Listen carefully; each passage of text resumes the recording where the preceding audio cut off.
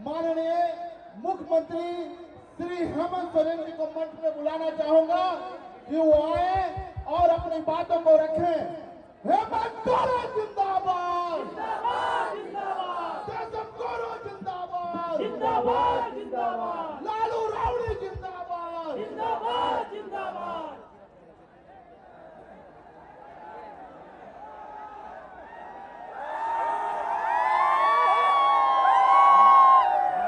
आगे वाला बैठ जाइए, पीछे वाले को दिखाई नहीं दे रहा है। आगे में जितने लोग खड़े हैं थोड़ा आप लोग बैठ जाइए, आगे वाले लोग थोड़ा बैठ जाइए, पीछे वाले लोग को परेशान नहीं होगा।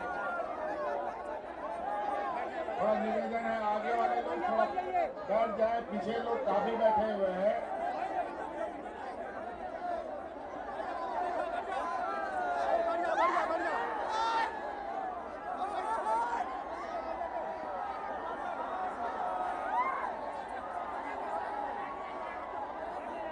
आज यहाँ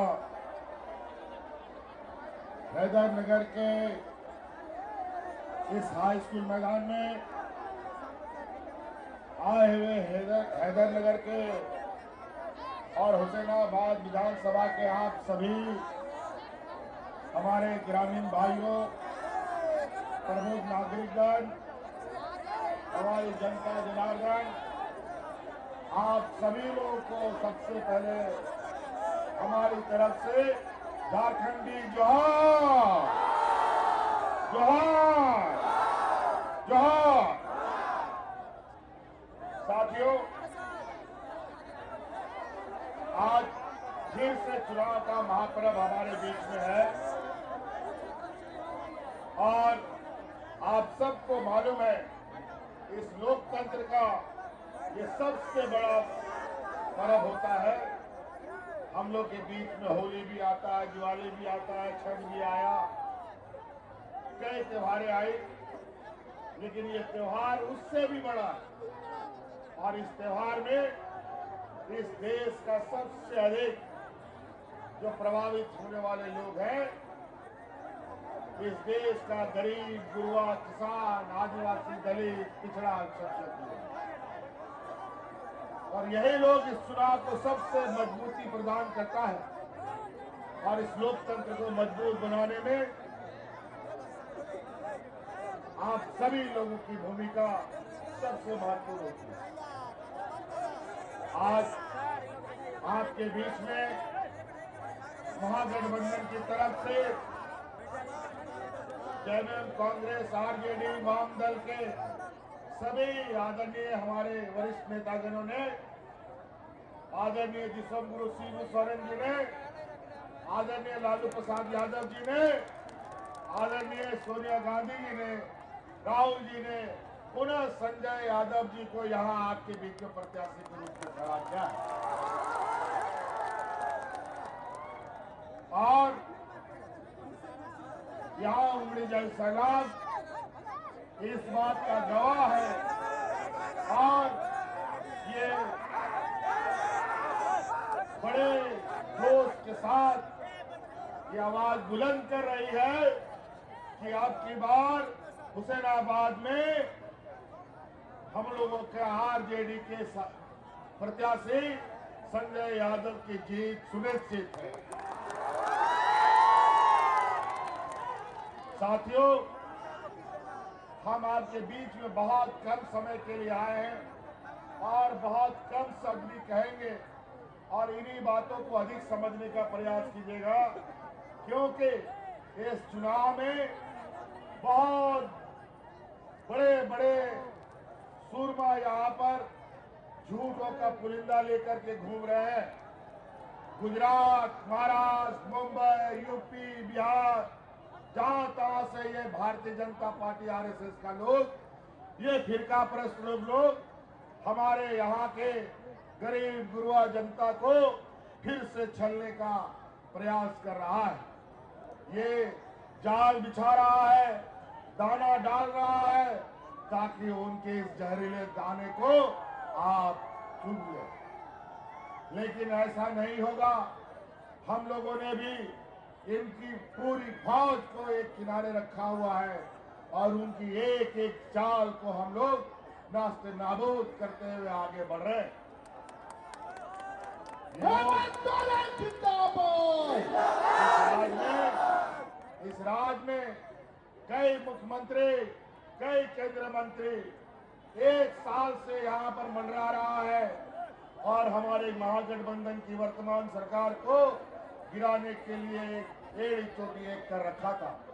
लेकिन 1 साल और 5 साल के अंदर ना सरकार का ये एक भी बाल नहीं पाका कर पाए और आज पूरी मजबूती के साथ महागठबंधन इन फिरकापरस्त लोगों के साथ मुंह तोड़ राजनीतिक जंग में जवाब दे रहा है। साथियों, आज महागठबंधन इस राज्य के गरीब, गुरुआ, आदिवासी, दलित, पिछड़ा, अल्पसंख्यक का एक ऐसा समूह का नेतृत्व कर रहा है जहां हम लोगों ने विगत 5 सालों में इस राज्य की जनता का एक एक दिन, एक एक घड़ी इनके सुख दुख में रहने का काम किया है। आपको याद है, हम लोगों ने सरकार बनाया और सरकार बनते ही इस राज्य में कोरोना का एक इतना बड़ा महामारी छाया कि सभी लोग हाट बाजार, गाड़ी मोटर सब बंद और ऊपर से ये एनडीए का लोग, भाजपा का लोग दिल्ली से बिना देश दुनिया के लोगों को समय दिए देश में लॉकडाउन लगा देता है। सारा कुछ जहां का तहां खड़ा हो गया। हम लोगों के गांव देहात के कई लोग रोजी रोजगार के लिए अलग अलग प्रदेशों में चले गए थे, कोई वापस नहीं आ सकता था और उस समय यही आपका भाई है जो आपके परिवारजनों को हवाई जहाज से ढो करके आपके घर पहुंचाने का काम करता है। इन लोगों ने तो छोड़ दिया था इस देश के गरीब गुरुआ लोगों को मरने के लिए, महिलाओं को सड़क में बच्चे जन्म कर देने पड़े, ये हालत हो गया था। इसलिए साथी, बहुत सारी बातें हैं, अगर बातें गिनाना शुरू करूंगा तो इतना समय लगेगा। याद कीजिए, हम लोगों के गांव देहात कितने गरीब गुरुआ लोग यहाँ हमारे गांव देहात में सबके अपने अपने कुछ तकलीफ है, सबके अपने अपने समस्याएं हैं। आज गांव देहात में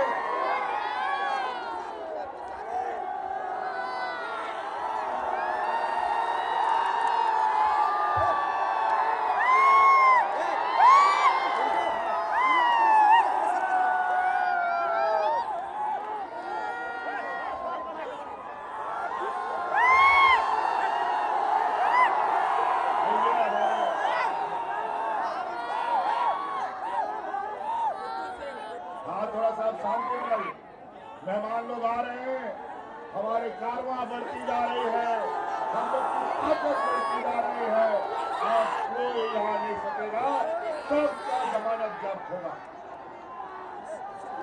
साथियों,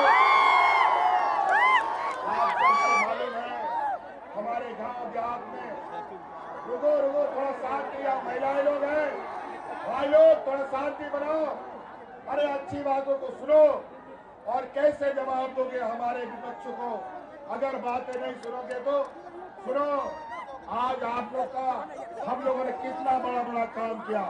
आज देखो महिलाओं के खाते में 1,000 रुपया जा रहा है कि नहीं जा रहा है? माताओं बहनों बताइए।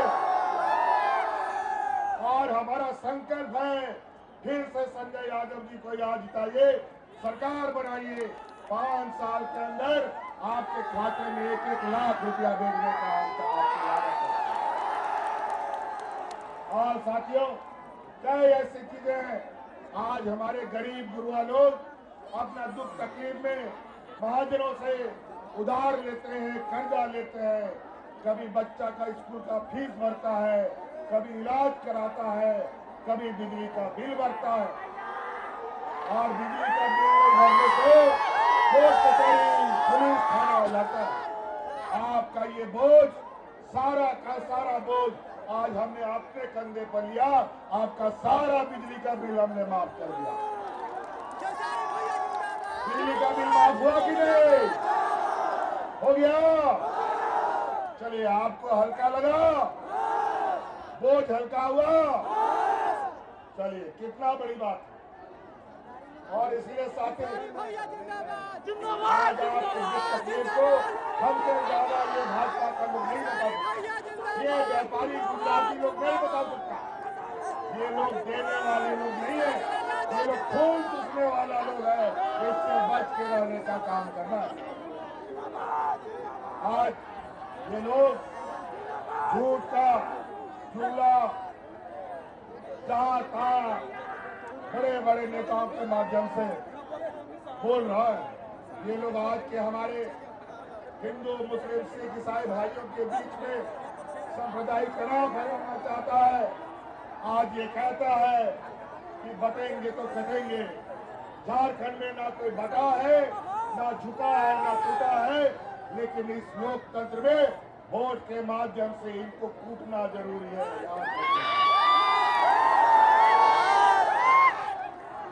तो साथियों, कई ऐसी चीजें आज आप सब लोगों को इस लोकतंत्र के पर्व में बढ़ चढ़ के हिस्सा लेना है।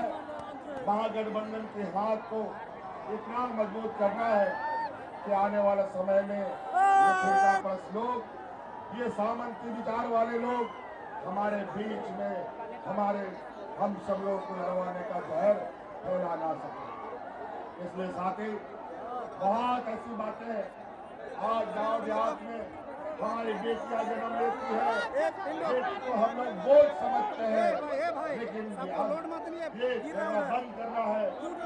हमारी बेटियां 8वां 9वां पास करती नहीं है, उसके लिए हम लोग दूल्हा ढूंढते हैं। अब ये काम बंद करो। आप बेटी बोझ नहीं बल्कि संपत्ति के रूप में हमारे साथ रहेगी। आप अपनी बेटियों को इंजीनियर, वकील, डॉक्टर जो भी बनाना है बनाओ, उसके पढ़ाई का पूरा खर्चा राज्य सरकार वहन करेगी। पहले डबल इंजन की सरकार में लोग भूख से मरते थे। कोरोना काल में एक भी व्यक्ति को हमने भूख से नहीं मरने दिया। आज यहाँ पर हजारों किसानों ने आत्महत्या किया, लेकिन आज पहली बार राज अलग होने के बाद 20 साल में किसानों का 2 लाख रुपया तक का ऋण माफ हमने किया। गांव देहात में 1-2 बूढ़ा बुजुर्ग मिलता था जिसको पेंशन मिलता था, 1-2 महिलाएं विधवा पेंशन उठाती थी। हमने देश में पहला ये राज्य बनाया जहां इस राज्य के सभी बुजुर्ग को पेंशन मिलता है और सभी विधवा महिलाओं को पेंशन मिलता है। और आज सरकारी खर्चे में विदेश में हमारा नौजवान पढ़ने जाता है। आज ये देश का पहला राज्य है जहां हम अपने कर्मचारियों को बुढ़ापे का लाठी, उनका पुराना पेंशन देने का आज हम काम कर रहे हैं। ये लोग तो ये बुढ़ापे का लाठी भी छीन लेते हैं। आप रिटायरमेंट के बाद बढ़िए या जिए, इसमें साथ ही कई ऐसी बातें हैं जहां आज हम आपको एक एक करके बात बताना शुरू करेंगे। साथियों, समय है, समय का तकाजा है। आप हमेशा याद रखिए, आदिवासी, दलित, पिछड़े लोगों को हमेशा इस सामाजिक लोगों ने सताया है, चाहे लालू यादव हो, चाहे सीधू सोरेन हो, चाहे हेमंत हो। आज आपको पता है इन लोगों ने मुझे जेल तक डाल दिया। आज देश की हालत ये है, देश के मुख्यमंत्रियों को जेल में डालना चाह रहा है। जो इनके विपक्ष में बोलेगा उनको जेल में सड़वा देगा। ये इनका धमकी है। आए दिन सीबीआई, ईडी, इनकम टैक्स आज चुनाव में इन लोगों ने सक्रिय करा करके हमें रोकने का प्रयास कर रहे हैं, लेकिन अब ये लड़ाई रुकने वाला नहीं है, ना ये लड़ाई हारने वाला है। ये लड़ाई चलते रहेगी और जीत के साथ ये धरती आगे बढ़ेगी।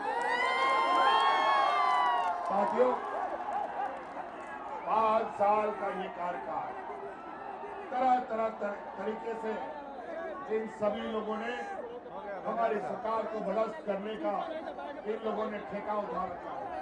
कुछ मंत्री असम से आते हैं यहाँ पर छत्तीसगढ़, मध्य प्रदेश से आते हैं, उड़ीसा से आते हैं, और ये लोग बोलते हैं रोटी बेटी और माटी को बचाना है।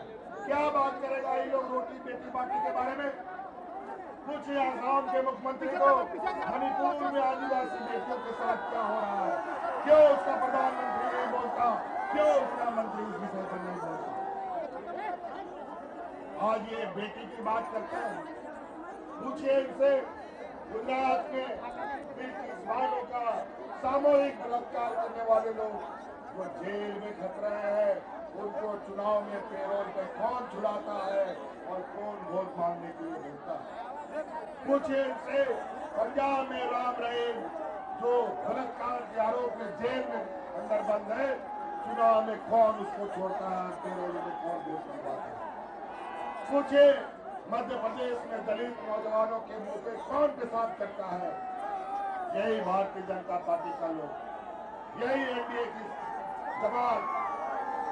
साथियों याद रखिएगा, ये बेताबी का समूह है, पैसा उनके पास होता है और पैसा की जरूरत का सब है।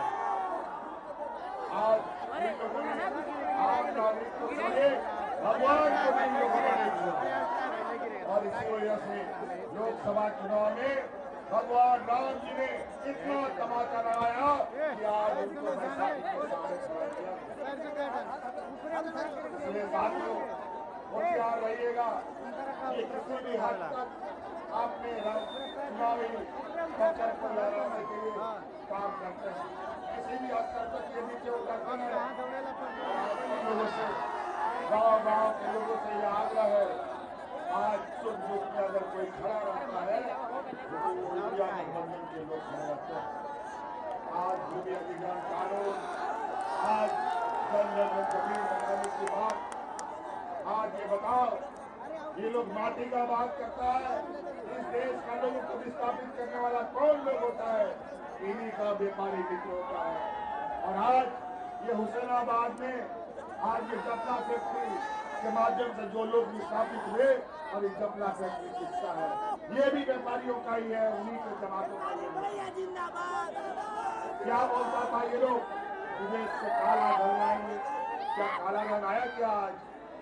आज सारा गुजरात का लोग बैंक को चुना लगा करके विदेश भाग रहे हैं, और पता चला 2-4 लोग देश को छोड़ के बाहर भाग गए तो पता चलेगा ये देश बिगड़ना की स्थिति में है। आज रुपया का स्थिति इतना खराब है, आज रुपया अपने पैर पर नहीं बल्कि अपना सर के बल खड़ा है, और ये किस दिन में गिर जाएगा और खत्म हो जाएगा कुछ पता नहीं। इसीलिए साथियों याद रखिएगा, इनकी कहनी और कथनी में बहुत अंतर होता है। जो ये कहते हैं वो करते नहीं, जो ये नहीं कहते वही ये करते हैं। लेकिन ये इंडिया गठबंधन जो कहता है वो करके दिखाता है, करके दिखाया है। इसके साथ ही